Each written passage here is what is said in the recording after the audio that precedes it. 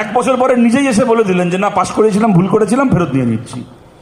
মাঝখান থেকে কারগিলের যুদ্ধে ভারতের এতজন জওয়ানের প্রাণ যায়নি, কৃষি বিলের বিরুদ্ধে লড়তে গিয়ে যতজন ভারতের কৃষকের প্রাণ চলে গেল ঠিকরি সীমান্তে রাস্তায় বসে, বর্ডারে বসে। এইটা এক পার্টি সরকারের ক্ষমতা? বলুন তো, এটা এক পার্টি সরকারের জোর?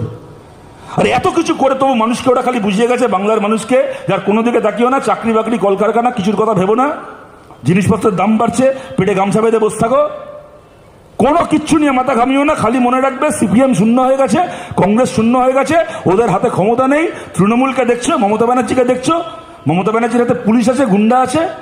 যদি মমতার পুলিশ মমতার গুন্ডার সঙ্গে লড়তে হয় তাহলে সিপিএমকে দিয়ে হবে না, কংগ্রেসকে দিয়ে হবে না, কাউকে দিয়ে হবে না।